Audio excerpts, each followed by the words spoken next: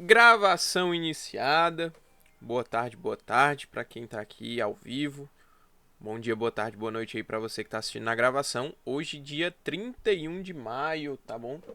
Iniciando aí o nosso GEDzinho que a gente vai falar sobre organização sindical, tá bom, pessoal? E aí, como eu tava comentando aqui com os meninos, David já tinha perguntado, a gente precisa lembrar que estamos já nos aproximando da nossa prova, tá? Então, a nossa prova, ela vai ser basicamente daqui a 2 semanas, né? Menos de 2 semanas, né? 2 semanas porque eu tô contando o final de semana, né? Mas a gente tem a próxima semana, do dia 2 ao dia 8, né? E a nossa prova vai ser dos dias 10, né? E dias 12, não é isso? Então, nossa prova está bem próxima. E aí, o que é que a gente vai fazer? Hoje, nós vamos falar sobre organização sindical, tá? Na próxima semana, nós vamos fazer o nosso GED de revisão, tá? Como eu sempre conversei aqui com vocês ao longo do semestre, entre fazer um GED de revisão e dar o conteúdo ao vivo para vocês, eu prefiro sempre fazer o GED de revisão, tá? Porque nas questões a gente vai revisando, a gente vai comentando, tá bom? Então eu prefiro fazer dessa forma.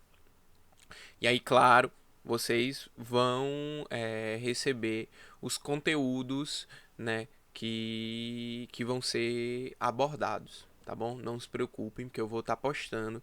Eu já tenho essas gravações, tá? Inclusive, eu muito provavelmente vou utilizar as gravações do semestre passado, tá? E aí, porque eu nessa semana que vai iniciar agora, né? Vai ser a semana que eu vou apresentar o TCC, então eu vou estar numa correria por conta disso, tá certo? E aí vou estar já postando essas gravações para vocês. Acredito que nesse final de semana eu já posto, né? Como eu já tenho, acredito que eu já posto elas para vocês. E aí o ponto principal assim, não se preocupem, tá? Porque realmente esse pós AV2, opa, tem gente, esse pós AV2 é realmente muito corrido e realmente bem puxado. Então a gente ficou, né, a gente fica naturalmente um tempinho ali sem GED por conta da aula que ainda não voltou e que tá voltando, mas a gente já vai precisar ligar o modo turbo de novo, tá? E aí, no semestre passado, gente, é a mesma coisa, tá? Tanto que essa gravação, ela ocorre, tá? Então não se preocupem, Enzo, é só comigo, não. Né? A disciplina de trabalho 2 é uma disciplina que a gente tem que correr um pouquinho, tá? Então, quando a professora Aline até comentou com vocês, né, que precisava falar sobre fiscalização do trabalho, é, ainda para a V2 era justamente por isso, porque para a V3 ia ficar muito apertado. E assim, gente, não é por nada não, mas essa parte dessas últimas unidades, né, de sindicato, negociação coletiva, são assuntos que são muito importantes para a nossa prova, beleza?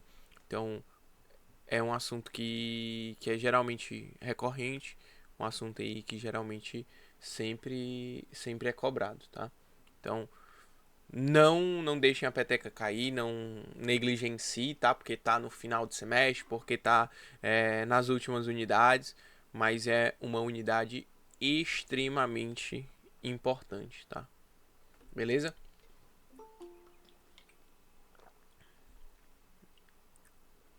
Boa tarde aí pra quem tá chegando.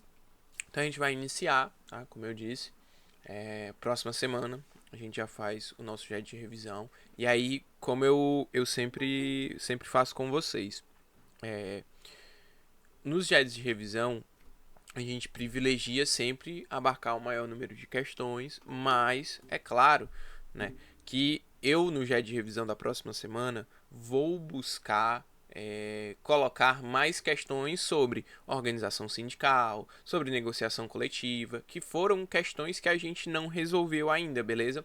Obviamente, vou colocar uma ou outra questãozinha sobre FGTS, sobre estabilidade, sobre proteção ao trabalho da mulher, do menor, segurança e medicina do trabalho, vou colocar. Porém, o nosso foco de 99% das questões vai ser sobre organização sindical, vai ser sobre negociação coletiva, vai ser sobre greve, tá? Então, recomendo, obviamente, que você sempre olhe as outras revisões, tá? E já tem um certo tempo que eu enviei para vocês um banco com algumas questões, tá? Então, assim, recomendo fortemente que você resolva as questões. Sei que tem muita gente que está resolvendo questão, que está tirando dúvida comigo, tá? Então é muito importante que você não deixe para resolver de última hora, tá? Porque vai ficar apertado. Então já recomendo que você comece, se você não começou, que você comece, tá? E aí as questões realmente são bem misturadas, tem de vários conteúdos e você vai conseguir ter uma noção melhor, tá? Já disse que em trabalho 2 vocês não precisam ficar em grupos do direito. Gente, alguém tem uma colegiada, alguém não sei o que, alguém não sei o que, não precisa, tá? Já disse isso pra vocês. Vocês têm 300 questões só naquele arquivo para vocês fazerem, tá? Fora as outras questões que tem lá no nosso drive de OAB, questões para fixação, tá? Então, é realmente um banco bem interessante, beleza? Então a gente vai começar aqui falando sobre organização sindical, tá? Hoje nós vamos falar um pouquinho sobre essa estrutura dos sindicatos, como que funciona, o que é um sindicato, quais são os princípios, né, que regem o direito sindical. A gente vai falar sobre as contribuições, quais são os tipos de contribuição. A gente vai falar qual é a estrutura, né, da organização sindical. A gente vai falar também como que funciona os órgãos do sindicato, tá? Então a gente vai basicamente falar sobre isso. Talvez eu já possa estar indo um pouquinho à frente de algum conteúdo de professor, passar um pouquinho, às vezes, do que a Aline falou, do que o Cláudio falou, mas como a gente precisa finalizar pelo menos essa parte de organização sindical hoje, eu vou ter que fazer isso, tá bom? E aí, para quem chegou depois, estava comentando que eu vou postar a gravação sobre os outros assuntos, tá? Não se preocupem, que assim como as outras vezes, eu não vou deixar vocês sem ter vídeo sobre aquele determinado assunto, tá? Então, fiquem muito tranquilos quanto a isso. Então a gente vai falar um pouquinho sobre a organização sindical, tá, gente? Basicamente, a organização sindical, ela vai buscar, né, esse ramo, esse segmento dentro do nosso direito do trabalho que vai regular as organizações dos sindicatos, vai regular as negociações coletivas. Então, quando a gente, acredito que vocês estejam, né, vendo nos jornais, notícias e afins, que a gente está tendo atualmente, né, algumas greves, algumas paralisações, inclusive a gente vai estudar a lei de greve. Então, por que que existe aquele sindicato que está lutando pela defesa dos interesses daquela categoria? Ele representa aqueles trabalhadores, ele representa os empregadores, ele representa aquele setor, aquela categoria. Então, ela está buscando direitos, ela está buscando melhorias, né? Então, recentemente a gente teve greve, né, do pessoal da construção civil, tá? Inclusive sigo um advogado que estava atuando bem de frente ali e tal, estava sempre postando, bem interessante. O pessoal da rede municipal de professores, né, também estava fazendo alguns movimentos, tá? Mas a gente vai ver que, inclusive, quando a gente for estudar a lei de greve, quando as pessoas são estatutárias e tal, é um negócio um pouquinho diferenciado, tá?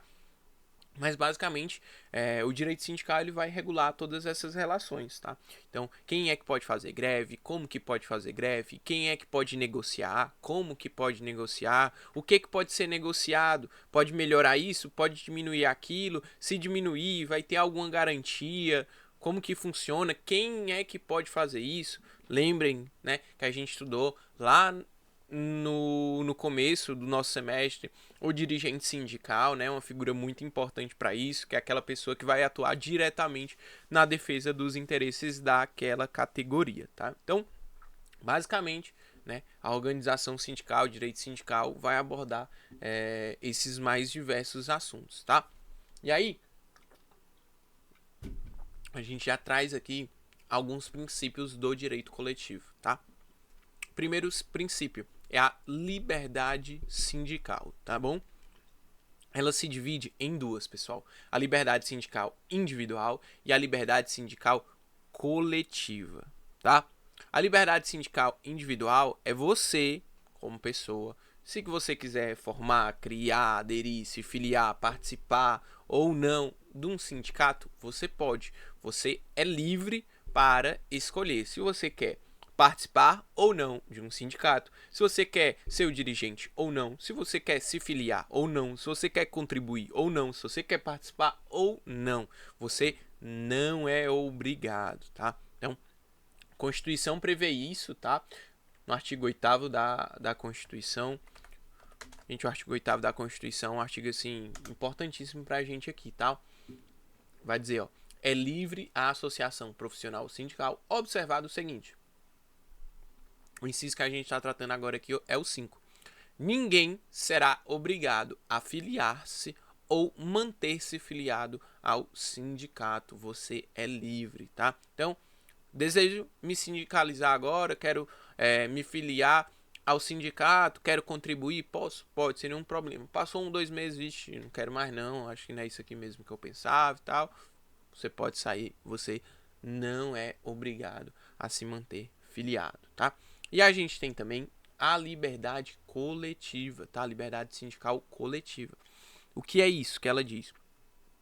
Ela basicamente diz que você tem direito, certo? De construir um sindicato de sua escolha, com a estrutura própria, sem, a gente vai inclusive verificar isso, que o Estado ele não pode intervir na sua estrutura, na sua organização, dentro, né, do seu sindicato, tá? Inclusive, pessoal, já abrindo aqui para vocês, essa parte é sempre muito comum de cair em alguma questão, tá? Seja às vezes perguntando diretamente sobre isso, tá? Sobre os princípios ou algo assim, mas sempre tem algum item que fala, não sei o que, não sei o que, o Estado intervém, o Estado não, tá? É vedado qualquer tipo de interferência, seja do Estado, seja de terceiros, tá? Ali dentro do sindicato, da organização sindical, tá bom? Então, é realmente esse princípio aí da liberdade sindical, tá? A gente tem também outros dois pontos muito importantes quando a gente estiver falando de liberdade. O primeiro é a liberdade de associação, tá? Então, o que é a liberdade de associação? É que tanto os empregados quanto os empregadores, eles podem criar, certo? Os sindicatos, as organizações sindicais sem autorização estatal. A gente vai ver, quando a gente estiver falando sobre o registro, sobre a criação do sindicato, que a pessoa precisa ir no Gov e tal, não sei o que, e preencher, tudo bem, sim, mas isso não vai dizer se o Estado vai olhar e falar, ixi, o sindicato aqui do Neto, velho, eu não gosto muito do Neto não, ó, então não vou aprovar não, não, certo? Não é necessário autorização estatal para ser criado, ser organizado um sindicato, tá, gente? Não sou eu que estou dizendo isso para vocês, é a nossa Constituição, tá? Diz para vocês, o artigo 8º vai ser essencial quando a gente estiver falando sobre isso. Ó. O inciso 1 diz assim, a lei não poderá exigir autorização do Estado para a fundação de sindicato, ressalvado o registro no órgão competente, vedadas ao poder público a interferência e a intervenção na organização sindical. Então, como eu disse para vocês, o simples registro no órgão competente não implica em uma necessidade de autorização, disso e daquilo, do poder público, tá bom? Às vezes a gente olha, a gente vai e lembra, eita, mas precisa se registrar, né? Se precisa se registrar, é porque tem alguma coisa. Mas não, gente, não precisa de autorização para a fundação de sindicato, tá? Não precisa. E aí, a gente tem a liberdade de organização. Pessoal, um ponto muito importante. A liberdade de organização, ela diz respeito a gente vai ter dois tipos de sindicato, né? O sindicato que vão defender os trabalhadores, tá? Os empregados e o sindicato que vai defender os interesses dos empregadores, do patrão, tá? A liberdade de organização, ela diz o seguinte: tanto os trabalhadores quanto os empregadores podem definir qual vai ser o seu modelo de organização. A liberdade de organização literalmente ela diz que os sindicatos podem definir o seu modelo de organização sindical. Porém, contudo, entretanto, todavia, é muito importante vocês não associarem esse tipo de liberdade ao nosso sistema jurídico brasileiro, ao nosso direito sindical, tá? O Brasil, ele possui uma estrutura rígida, tá? Desde ali da época, né, da década de 30, tá? Já bem antiga, bem rígida do seu modelo sindical. Então, os sindicatos, eles não podem, certo? Definir o seu modelo de organização. O Brasil não adota, certo? A liberdade de organização, de cada sindicato definir o seu modelo de organização, tá? O que existe é uma estrutura mais rígida, uma estrutura mais padronizada que já vem de muitos e muitos anos. E aí, com isso, a gente cai em dois pontos que são muito importantes e que, olha, quase sempre estão em prova colegiada, que são a unicidade sindical e a unidade sindical.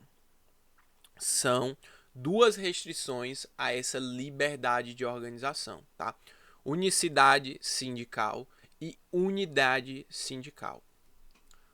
Enzo, o que o Brasil adota?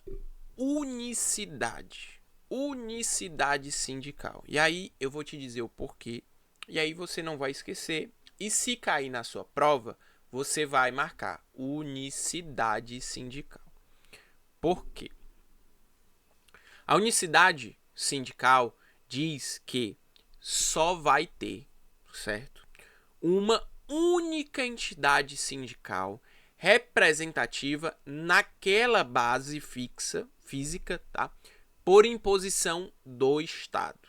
Então, o Estado impõe que só exista uma única entidade de representação. E está onde?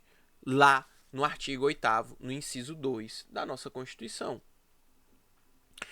É vedada a criação de mais de uma organização sindical, em qualquer grau representativa da categoria profissional ou econômica, a gente já vai entender qual é o tipo de diferenciação dessas categorias, na mesma base territorial, que será definida pelos trabalhadores ou pelos empregadores interessados, não podendo ser inferior à área de um município. Gente, não é por nada não, mas só nesse inciso 2 aqui, a gente tem pelo menos 3 perguntas de prova colegiada aqui, tá? A primeira é essa, do princípio da unicidade, tá? Então, que não pode ser criado mais de uma organização sindical dentro daquela base física. A segunda é sobre o tipo de categoria, se é uma categoria profissional ou uma categoria econômica, que a gente vai falar nos slides daqui a pouquinho. E a terceira pergunta, certo? É qual a menor base possível para se constituir um sindicato? E é de um município. Gente, se você for lá no meu PDF e pesquisar a palavra município, você vai encontrar uma questão que fala sobre isso. E provavelmente você não vai encontrar só uma questão que vai falar sobre isso. Quer ver? Eu mostro para vocês, não tem problema. E eu vou mostrar para vocês o quão é fácil. A pergunta.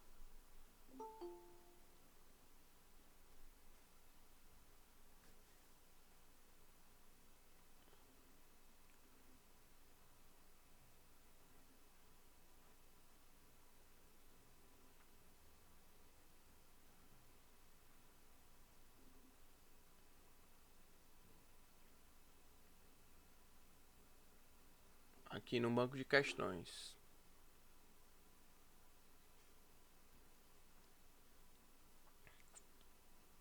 Vou dar um Ctrl F aqui, ó. E vou botar o município.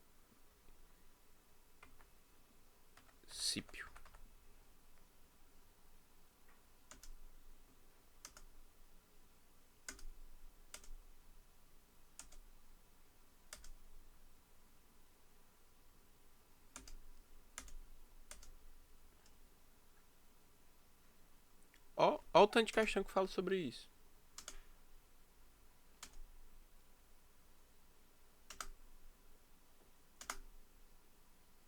Ó. Então percebam. E às vezes, gente, a questão vai ser limpa e seca. E perguntar qual o tamanho mínimo da base territorial, certo? Deixa eu ver se tem um aqui, ó. Aqui, ó. Sobre a liberdade sindical, é correto o que se descreve em: é vedada a criação de mais de uma organização sindical representativa de categoria profissional ou econômica na mesma base territorial, não podendo ser inferior à área de um distrito. Opa, de distrito não, de um município. Vamos pro próximo. Ninguém será obrigado a filiar-se ou manter-se filiado a sindicato.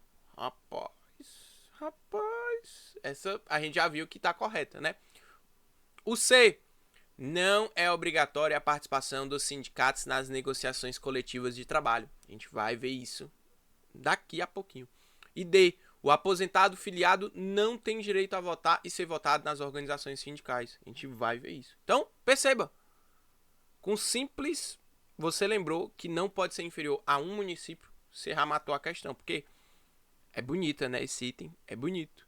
Mas não é o correto. Então lembre-se, sempre, inferior não pode ser inferior a um município. E aí, gente, a maioria dos sindicatos vai ser de representação municipal. Mas a gente vai ter também os sindicatos de representação estadual, tá? Às vezes, o sindicato, ele já tem uma representação estadual. E aí a gente vai ver, às vezes, que tem sindicatos que têm representação nacional, tá? Então a gente vai ver daqui a pouquinho como que funciona um pouco dessa pirâmide, tá? É muito importante a gente lembrar disso. Então, lembrem-se, no Brasil, não existe essa liberdade de organização, de cada sindicato definir como que vai ser o seu modelo de organização. Não existe. O que vigora no Brasil é a unicidade sindical. E eu vou mostrar aqui para vocês como cai, ó. Unicidade sindical. Olha isso, gente. Unicidade sindical. Eu botei unicidade sindical e deu 30 recorrências. Olha como é que cai. A pluralidade sindical é um modelo organizacional que autoriza a coexistência de mais de uma entidade sindical dentro da mesma base territorial ou dentro da mesma categoria profissional ou econômica. A respeito deste modelo, é possível afirmar que não é admitido no Brasil, pois vigora o modelo de unicidade sindical. Rapaz, corretíssimo. É admitido no Brasil desde a Constituição de 88 a pluralidade sindical? Não, lembrem-se, gente. Unicidade, sistema rígido, único, tá? Único. A melhor maneira que eu peguei para aprender isso é único, certo? É admitido no Brasil desde a década de 30? Não, gente. Desde a década de 1930 é que vigora esse modelo rígido, certo? Não é admitido no Brasil, pois vigora o modelo de autonomia. Não, gente.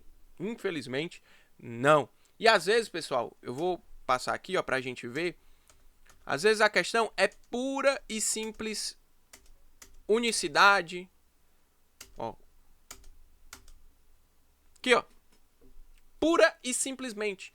O direito coletivo do trabalho é regido por diversos princípios. Os princípios que consistem na faculdade que possuem os empregados, os empregadores e os empregados de organizarem internamente os seus sindicatos ou poderes de autogestão e administração, sem autorização ou interferência, controle estatal. Percebam, gente, ó, às vezes isso vai estar dentro de outras questões, mas às vezes é simples e pura e unicamente.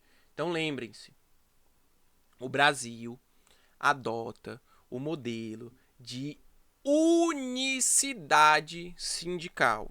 O Brasil adota o modelo de unicidade, tá? Mas, obviamente, a gente precisa explicar as outras coisas que existem, né? E a gente precisa explicar que a gente tem a unidade sindical. O que é a unidade sindical que, mais uma vez, o Brasil não adota? É quando uma única entidade sindical representativa, mas ela não é por imposição do Estado, e sim os próprios trabalhadores ou os empregadores possuem a vontade, razão, ou enfim, querem fazer aquilo e querem formar aquilo, tá? Então, na unicidade sindical é por uma imposição do Estado. O Estado está te impondo que só pode ter uma única. Na Constituição diz isso. E aí a gente tem a Convenção número 87 da Organização Internacional do Trabalho. Vou até colocar aqui. Convenção 87, 80.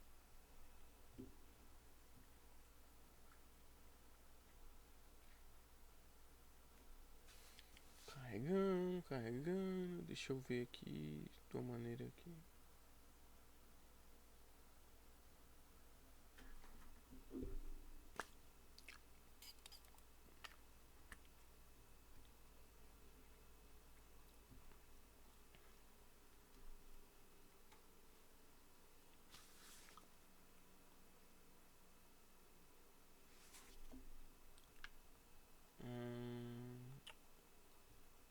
Não é.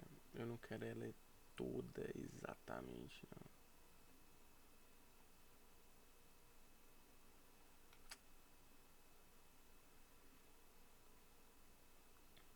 Só vai ter os PDFs, ela de modo geral. Mas, basicamente, a Convenção 87, gente, ela fala justamente sobre essa liberdade sindical, tá? Então, basicamente, todos os artigos aqui da Convenção vão falar sobre essa liberdade dos sindicatos. Porém, contudo, entretanto, todavia, não existe, tá, liberdade para essa organização do sindicato, tá bom? Não existe, beleza? Infelizmente, a gente adota, certo? A unicidade sindical. Unicidade. Uma única entidade sindical por imposição do Estado, tá? Princípio da unicidade sindical, beleza? E aí, como eu expliquei para vocês, a gente precisa lembrar que a base territorial mínima do sindicato é um município. Enzo pode ser um bairro? Não. Enzo pode ser um distrito? Não. Enzo pode ser... Não. Tem que ser, no mínimo, um município, certo? Município, o mínimo, ok? A gente vai ver que existem, tá, algumas organizações, né, que são superiores, tá? Como eu comentei com vocês, vai ter um estado, ó, vai ter um sindicato, às vezes, que ele vai ter a abrangência municipal, que ele vai conseguir defender, né, uma classe representativa de todo o estado. Mas às vezes vai ter só aquele do município ali, tá? E aí é algo muito curioso, né?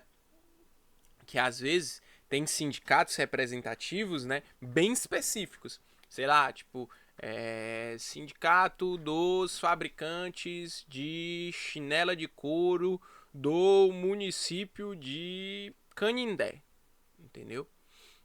Aí eu tenho o sindicato da chinela de couro com a tira branca do, entendeu? Então, é engraçado às vezes isso, né?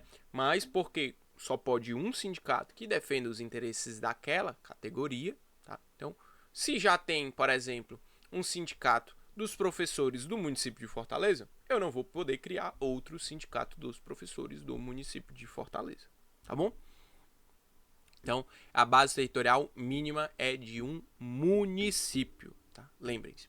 E aí, como eu mostrei para vocês, né, lá naquele artigo, fala da categoria. A gente tem 3 tipos de categoria: categoria econômica, categoria profissional e a categoria diferenciada.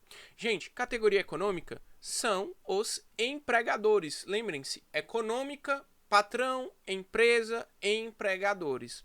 Categoria profissional são os trabalhadores, tá? São os empregados. E a categoria diferenciada, gente, são categorias, né, que às vezes possuem algum tipo de regimento próprio, possuem algum estatuto. Então, advogado é uma categoria diferenciada, os aeronautas, enfermeiros são categorias diferenciadas, professores são categorias diferenciadas. Então, a gente tem uma série de categorias diferenciadas que às vezes essas pessoas têm alguns benefícios, tem alguns requisitos, tem alguns tipos de diferenciações, né? Justamente porque é uma categoria diferenciada.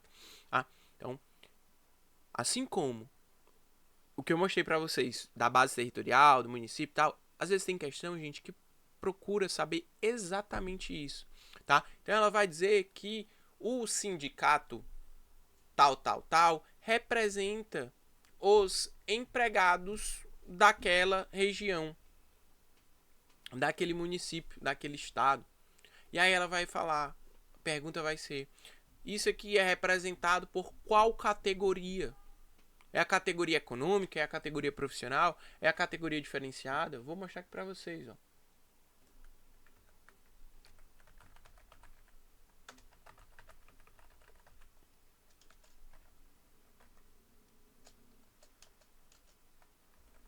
Eu escrevendo errado não vai achar, né? Ó, deixa eu achar um aqui. Ó, tá aqui, ó.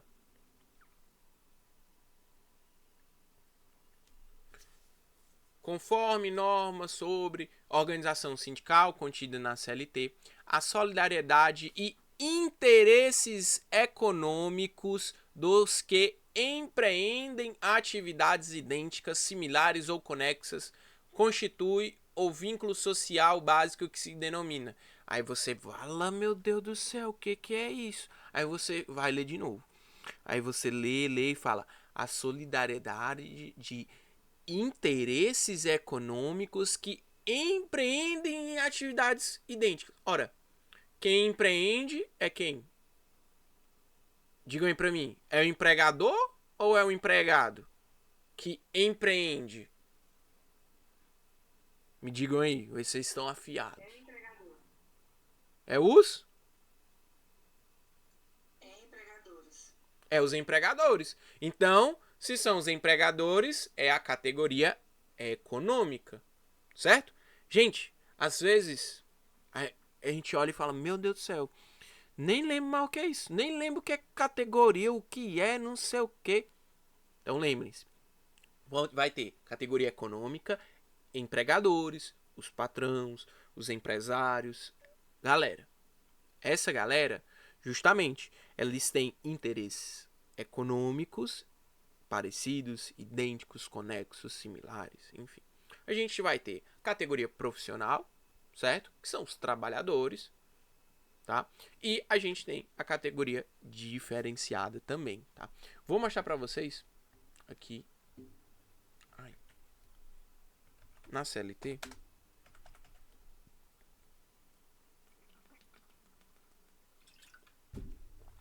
Eu sei que não é no 515, no 511. Quase. Por pouco. Aqui, ó.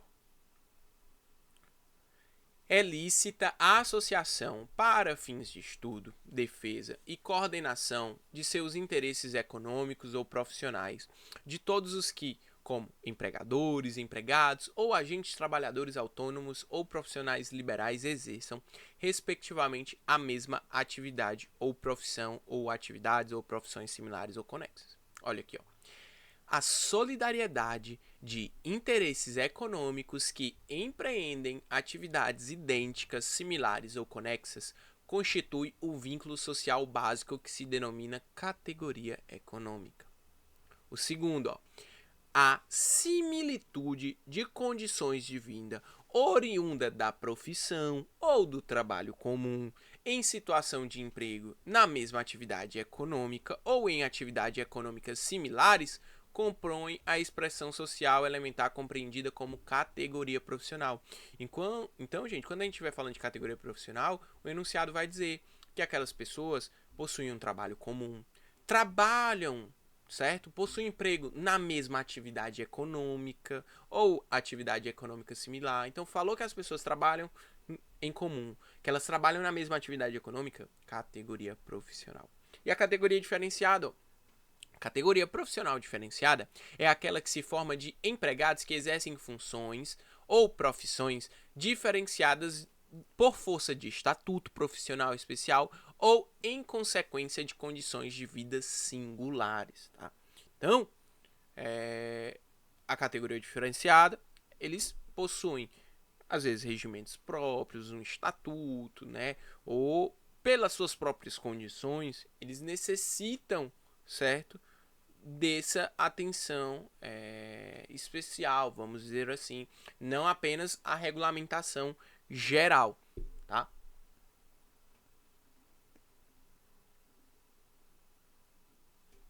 Show? Então é muito importante vocês estarem antenados aí nessa parte das categorias.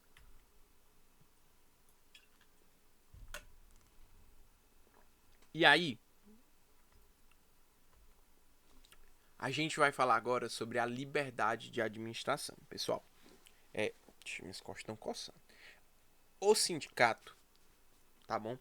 Como eu comentei com vocês, ele não pode sofrer interferência do Estado. Tá? Mas não só do Estado, de terceiros, do judiciário, do poder executivo, do poder legislativo, tá? O sindicato, ele não pode sofrer esse tipo de interferência, tá? Ele vai ter sua organização interna, os seus dirigentes, os seus tesoureiros, a sua estrutura, ele vai ter tudo e ele não pode sofrer, tá? Interferências, beleza? Interferências, seja do Estado, seja de terceiros, tá? Obviamente, gente, é necessário, como a gente muito bem comentou lá quando a gente estava tratando de liberdade sindical, ou de estabilidade, né, do dirigente sindical. Ora, por que é preciso a estabilidade do dirigente sindical? Ora, porque ele vai atuar na defesa dos interesses daquela categoria. Ele vai brigar com o patrão dele, com os demais patrões que exerçam aquela mesma atividade. Então ele precisa de alguma segurança, tá? Então, é necessário que os sindicatos, né, tenham, certo? Esse exercício livre nessas funções para justamente eles atuarem na defesa dos seus interesses, seja os interesses dos trabalhadores, sejam os interesses dos empregados ou dos empregadores, tá? Então, tanto os empregados quanto os empregadores possuem seus sindicatos. E aí, cada um tem liberdade de exercer as suas funções da melhor maneira e defender os interesses daquela categoria, seja ela profissional, seja a categoria econômica, seja a categoria profissional diferenciada. Tá? Mais um ponto muito importante que a gente precisa destacar é que Os sindicatos, eles são obrigatórios nas negociações coletivas. Então, sempre que você ouvir falar na palavra negociação coletiva, vai ter pelo menos de um dos lados da negociação um sindicato, tá? A gente vai ver na próxima, né, no JED que eu vou postar para vocês gravado, na gravação, próximo conteúdo, que existe o acordo coletivo de trabalho e o contrato coletivo de trabalho. São coisas, certo? São resultados, né, de negociações coletivas, mas são partes diferentes. Mas, independente, né, do tipo, eles têm uma coisa em comum, que é um sindicato. Então, lembrem-se disso, pelo amor de Deus. É obrigatória a participação de sindicato nas negociações coletivas. Obrigatória a participação de sindicato na negociação coletiva. Beleza? Tranquilo? Deu para pegar? Até aqui agora? Tranquilo? Certo?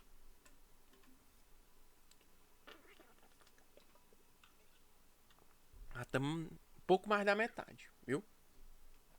Eu tinha comentado com vocês naquela questão da figura do filiado aposentado. Opa! Quem tá falando? Alô, alô? Deu certo, Irlanda? Melhorou?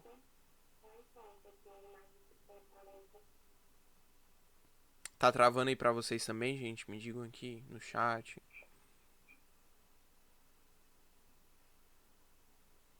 Digam aí.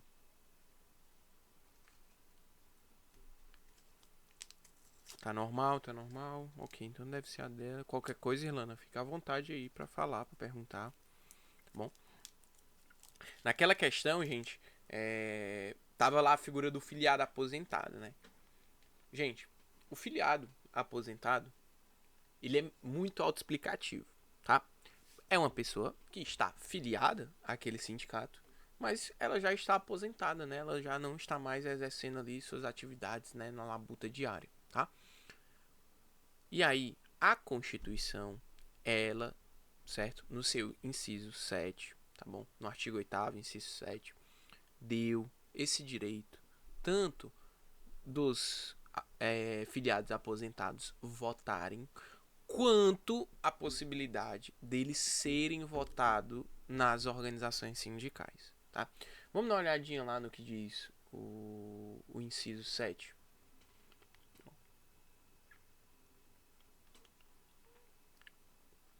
O aposentado filiado tem direito a votar e ser votado nas organizações sindicais. Então, se a questão trouxer qualquer tipo de informação para vocês sobre aposentado filiado, lembrem-se, tem direito de voto e tem direito também tanto de votar quanto direito de ser votado, tá? Às vezes a gente pensa, nossa, ele tem só direito de votar. Não, tem o direito de votar e de ser votado, tá certo? Muito importante esse ponto, tá? Então, aposentado filiado, ele pode votar, ele pode ser votado. Um aposentado filiado, ele pode ser o dirigente sindical, ele pode se eleger sem nenhum problema, certo? Nenhum problema. A gente tem, como eu já vinha comentando com vocês, né? A estrutura sindical. A gente tem basicamente essa pirâmide aí que eu trouxe para vocês, né? Tirei lá do slide da professora Aline, em que a gente tem na base, certo? Aqui, certo? O sindicato de base, né? Na maioria das vezes municipal, tá? Na maioria das vezes municipal ou estadual, às vezes dependendo, tá? A gente tem a federação, certo? Que é uma organização de no mínimo 5 sindicatos, tá? Então 5 sindicatos podem se juntar e formar uma federação. E a gente tem uma confederação em âmbito nacional, tá? Que é uma união de no mínimo 3 federações, tá? Então, sindicato de base, 5 sindicatos a gente pode formar uma federação, 3 federações a gente pode formar uma confederação. Onde diz isso? No 533, no 534 e no 535. A gente vai... Como já tá aqui, tá? Não vou lá na CLT, vou ler logo aqui, tá? Beleza? Diz assim, ó. 533. Constituem associações sindicais de grau superior às federações e às confederações organizadas nos termos dessa lei. Então, ele está dizendo que o 533, a federação e a confederação é hierarquicamente superior aos sindicatos de base, tá? 534. É facultado aos sindicatos, quando em número não inferior a 5, desde que não representem a maioria absoluta de um grupo de atividades ou profissões idênticas, similares ou conexas, organizarem em federação. Então, os sindicatos, pelo menos 5, desde que tenham, né, ali atividades, profissões, atividades conexas, similares, eles podem se organizar em uma federação. E o 535, as confederações organizar-se-ão com no mínimo 3 federações e terão sede na capital da República. Tá? Então as confederações são 3 federações. Tá? Então, sindicatos de base, federação, 5 sindicatos, confederação, 3 federações.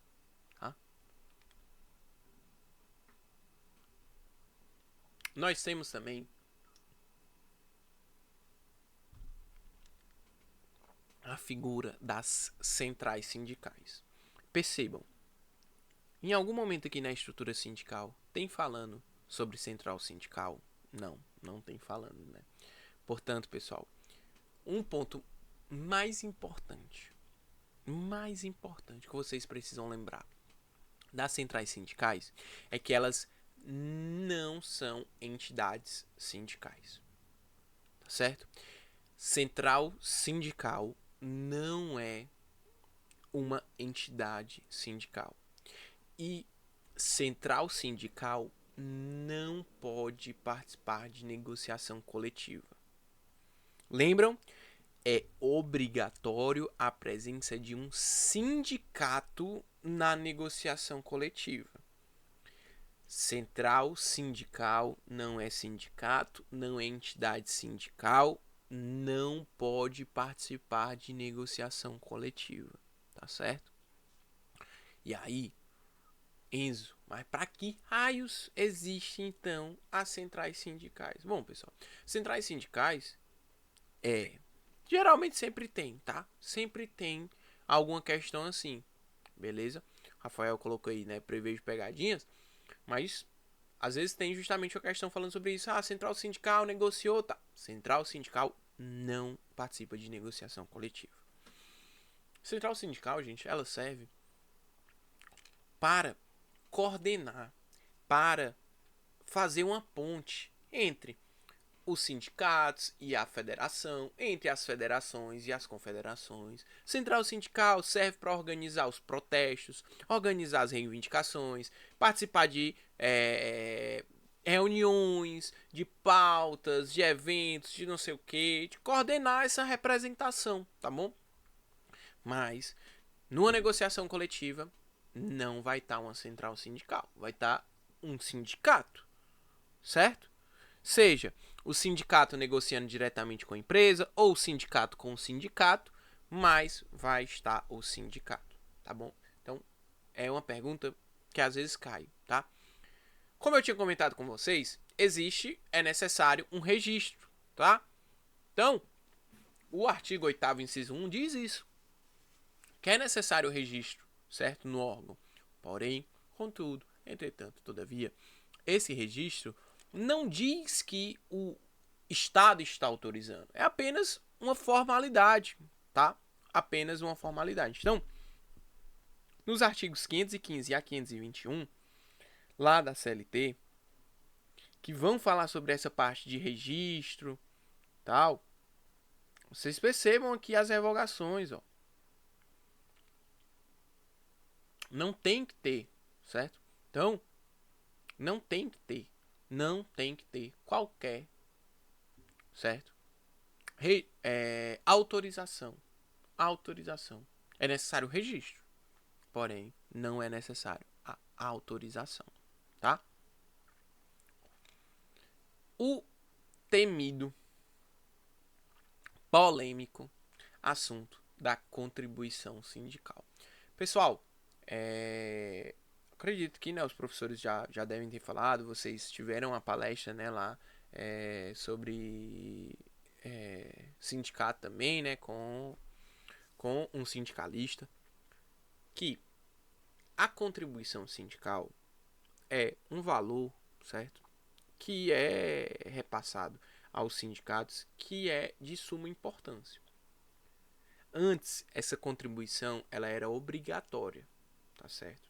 Ela era obrigatória. Porém, contudo, entretanto, todavia, com a reforma trabalhista, certo? Lá em 2017, a contribuição sindical ela passou a não ser mais obrigatória. E aí, pessoal, isso implicou assim numa perda de receita quase que de 100% dos sindicatos, porque os sindicatos dependiam dessa contribuição. Então, se você tem um sindicato que não tem dinheiro, que não tem força, você não consegue muitas melhorias, né, para sua categoria.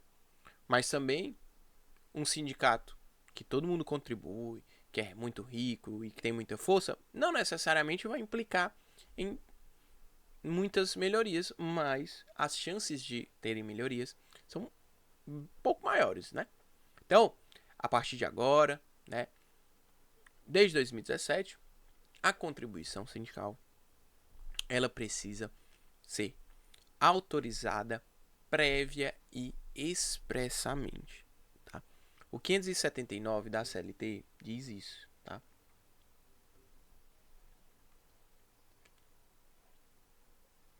Vou botar aqui para vocês o 579, o 582 também. Ó, percebam como o 579 já foi mexido. Ó. E diz aqui, ó, desde 2017, ó, 13.467, a reforma trabalhista.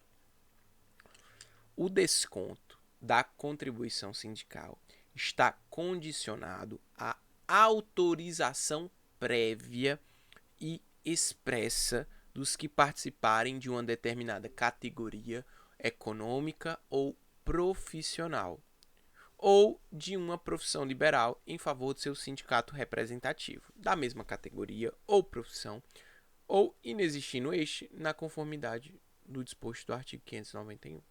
Então, lembrem-se, contribuição sindical. Alguém quer falar? Quero fazer uma pergunta Pode perguntar. sobre a contribuição sindical. A Rocha. O sindicato ele tem que fazer esse aviso prévio ao trabalhador desse desconto.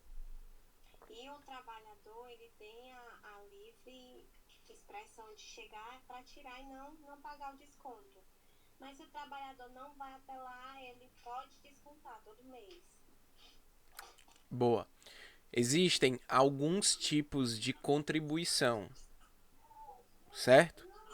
A gente vai falar mais um pouco na frente dessa contribuição que eu acredito que você perguntou.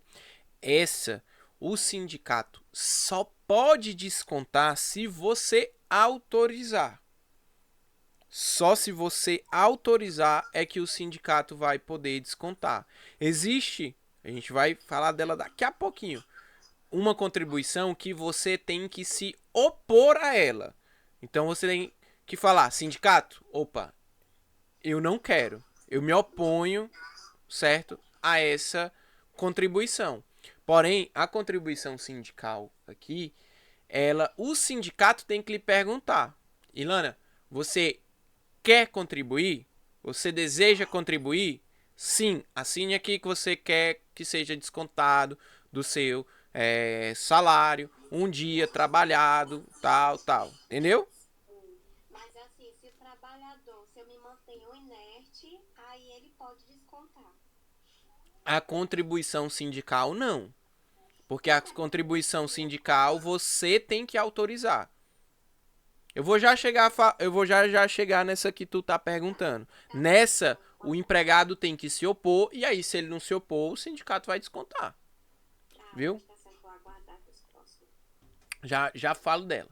E aí, lembrem-se, contribuição, existem vários tipos de contribuição. Contribuição sindical, contribuição assistencial, contribuição associativa, tá? E aí, elas têm essas peculiaridades, tá? Então, não se preocupem, normal. Mas contribuição sindical é necessário essa prévia e expressa autorização, tá bom? E aí, no 582, vou logo para ele, porque eu vou ler para vocês o 583 também. Vai falar sobre aqui, ó. Os empregadores são obrigados a descontar na folha de pagamento de seus empregados relativa ao mês de março de cada ano a contribuição sindical dos empregados que autorizaram prévia e expressamente o seu recolhimento aos respectivos sindicatos. Tá?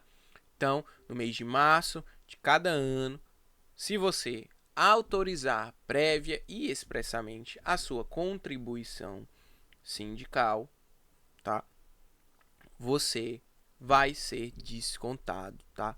Quem é que vai descontar isso? Diretamente o seu empregador, tá? Você vai pegar seus contra-cheque, vai ter lá o desconto, tá? O 583, ele diz assim, ó. O recolhimento da contribuição social, ou da contribuição sindical referente a empregados e trabalhadores avulsos será efetuado no mês de abril de cada ano. Relativo aos agentes ou trabalhadores autônomos e profissionais, vai ser no mês de fevereiro, certo? Então percebam, diferentes categorias, diferentes tipos, né, de trabalhadores, se aquela pessoa é avulso, se aquela pessoa é autônomo, profissional liberal, ela vai ter o seu sindicato de representação da sua categoria. E aí, dependendo de como seja, tá, vai ter um mês diferente, tá certo? Eu, particularmente, não me recordo, tá, de ser cobrado o mês exatamente, tá? Não me recordo. Mas pode ser que caia, tá? A gente tem a contribuição confederativa. E aí, pessoal, a contribuição confederativa, ela está prevista na nossa Constituição, tá? No inciso 4 do artigo 8º. A Assembleia Geral fixará a contribuição que, em se tratando de categoria profissional, será descontada em folha para o custeio do sistema confederativo, ou seja, sistema a nível nacional, de representação sindical, respectiva, independente de contribuição prevista em lei. Então, o artigo 8º disse que vai ser descontado daquela categoria profissional para o custeio do sistema confederativo, tá? Enzo, e aí? A pessoa, se ela for filiada ao sindicato, ela vai ser descontada, e se não for filiada ao sindicato, não vai ser descontada, como é que é? Calma. A gente tem, certo? Dois temas, tá? A súmula 666 do STF e a súmula vinculante 40 do STF.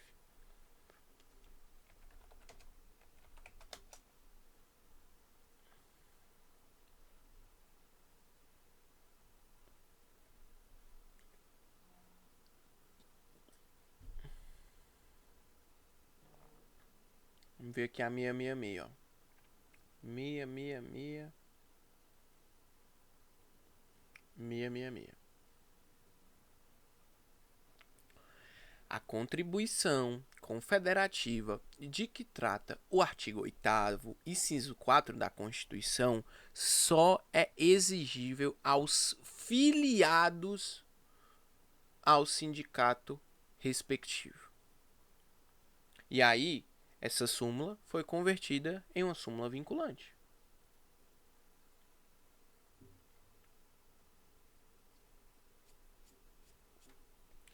A contribuição confederativa de que trata o artigo 8º, inciso 4 da Constituição, só é exigível dos filiados do sindicato respectivo. Então, se você é filiado do respectivo sindicato, você vai ter esse desconto da contribuição confederativa, tá? Apenas os filiados. Por quê? Tá? E aí, às vezes, um pouco lógica, né? As coisas que a gente precisa pensar. Ora, se aquela pessoa é filiada, né?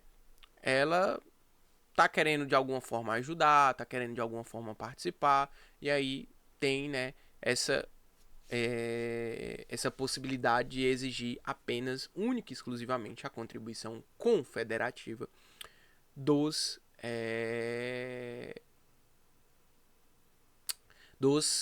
empregados sindicalizados, tá?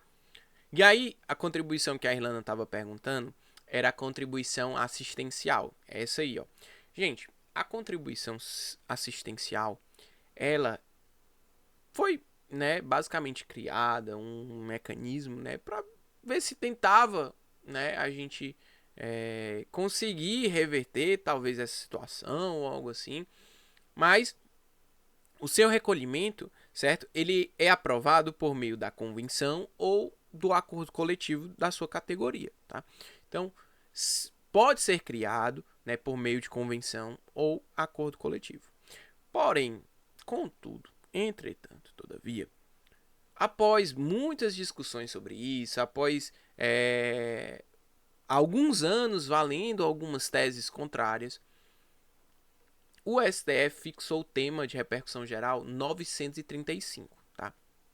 E esse tema diz assim: é constitucional a instituição por acordo ou convenção coletivos de contribuições assistenciais a serem impostas a todos os empregados da categoria, ainda que não sindicalizados, desde que assegurado o direito de oposição.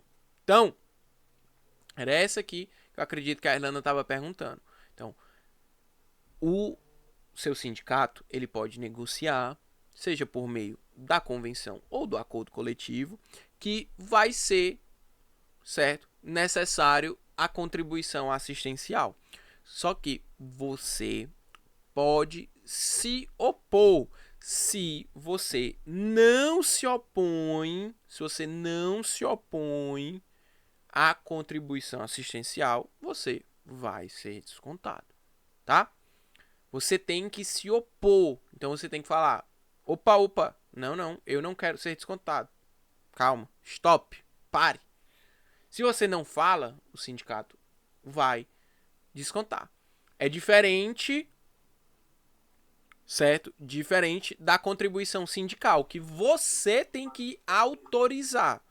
Então, você que autoriza, o sindicato só vai descontar se você autorizar. Aqui, o sindicato não precisa da tua autorização para começar a descontar, mas você tem que se opor e falar: não, sindicato, não quero. Beleza? Agora, assim, não tem, tá no acordo, na convenção coletiva, mas a pessoa precisa estar se opondo toda vez que é emitido a cada 6 meses, não tem uma maneira não. Mesmo, nem daqui nem pro futuro. Não, geralmente os sindicatos se organizam e aí tem uma determinada maneira. Como, por exemplo, teve uma vez em sala de aula, um aluno estava até comentando que o sindicato, você tinha que ir presencialmente no sindicato e preencher um papel que você estava exercendo o seu direito de oposição, a contribuição sindical, tal, assinava, pronto, entendeu? Então, realmente tem que ser verificado como é. Não, é dessa forma mesmo, tem que ir presencialmente, aí chega lá e assina que não quer esse desconto, né? Isso. Aí tem essa opção de não, né, a gente tem essa opção, mas tem que ser presencialmente. Se eu não fosse, é em outra cidade o meu sindicato, então eu tenho que ir até lá. Geralmente é presencial, infelizmente. E se eu não for, aí começa a descontar. É como se eu fiquei inerte, né? Então tá a prever aí, né, a lei que ela pode sim descontar. Né? Exato. Você tem que se opor. Show? Pois tá bom, era essa pergunta, era essa dúvida. Nada. E aí a gente tem também a contribuição associativa. Pessoal, a contribuição associativa, ela nada mais é, tá? Do que parcelas mensais que os associados vão pagar para poder garantir algumas vantagens, tá? Participar de algum clube, participar de espaços, né, de entretenimento, ter desconto em alguma vantagem, alugar alguma coisa, ter um desconto em alguma loja, enfim. A contribuição associativa é basicamente uma parcela mensal que você vai pagar ali para garantir alguma vantagem, como se fosse um clube de vantagens, tá? Mais ou menos a mesma sistemática. Você paga um valor e obtém algumas vantagens a partir disso. Geralmente, né, é muito comum ter esses clubes, né? Esses clubes aí a gente tem os associados, aquela pessoa paga um valor mensal e aí pode usufruir, né? Tem espaço de piscina, campo, espaço de lazer, festa, essas coisas, né? Bem comum. E aí, pra gente finalizar, acho que esse já é o último slide. A gente precisa falar da administração do sindicato. Gente, são 3 órgãos que compõem a administração do sindicato: a diretoria, o conselho fiscal e a assembleia geral. São esses 3 órgãos que compõem o sindicato: diretoria, conselho fiscal e assembleia geral. Enzo, por que tu tá falando que são esses 3 órgãos? Porque cai na prova exatamente assim. Quais são os órgãos da administração sindical? Vou mostrar aqui para vocês. São órgãos do sindicato: o conselho fiscal, o conselho consultivo e os associados? Não. A assembleia, o conselho fiscal e o conselho consultivo? Não também. A diretoria, a assembleia, o conselho fiscal, o conselho consultivo e os associados? Não. A diretoria, a assembleia e o conselho fiscal. Tá aqui, gente. Olha como caiu na colegiada. Então, assim, às vezes é de uma maneira bem direta, tá? Então, os 3 órgãos do sindicato: diretoria, assembleia geral e o conselho fiscal, tá? Esses são os 3 órgãos. A diretoria, gente, é esse órgão executivo, tá? Vai poder deliberar, ver o que é que vai ser discutido, né? Vai organizar a Assembleia Geral, tá? Vai estar ali o dia a dia. A Assembleia Geral, gente, é o órgão máximo. Por quê? Na Assembleia Geral vão ser discutidas as pautas, vão ter as deliberações, tá? Então, vai ser tudo decidido ali, tá? A prestação de contas, o patrimônio, como que vai ser a negociação, quais são os assuntos que vão ser discutidos na negociação, qual é os valores que a gente pode ir, se a gente vai fazer uma negociação para poder buscar um aumento salarial. Beleza, vamos pedir quanto o aumento? 5%, 10%? Então tudo isso vai ser discutido na Assembleia Geral, tá? Então o artigo 522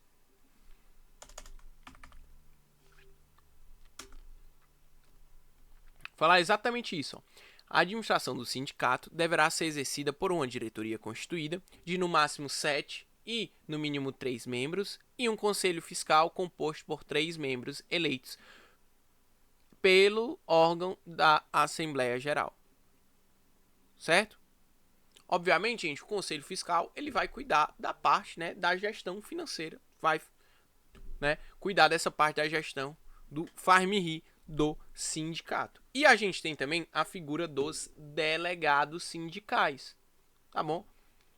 Os delegados sindicais. Lembrem-se, a primeira coisa já que eu lembro para vocês: delegado sindical não tem estabilidade. OJ 369. Delegado sindical não tem estabilidade.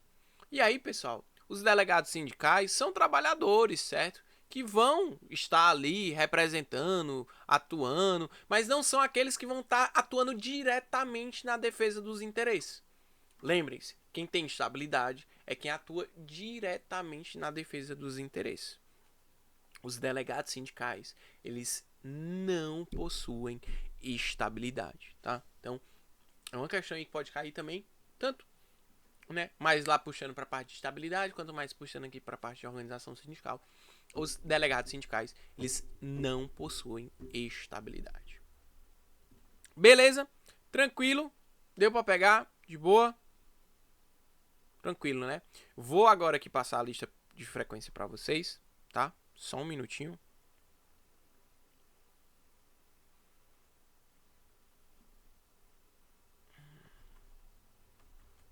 Vou pegar aqui o link.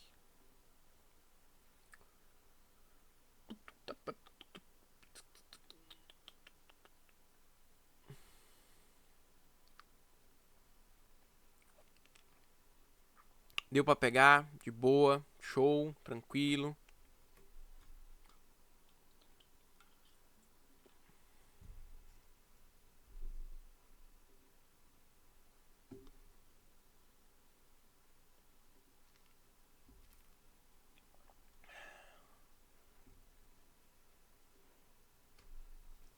Vou pegar aqui, gente, porque Google Forms agora, depois que mudou.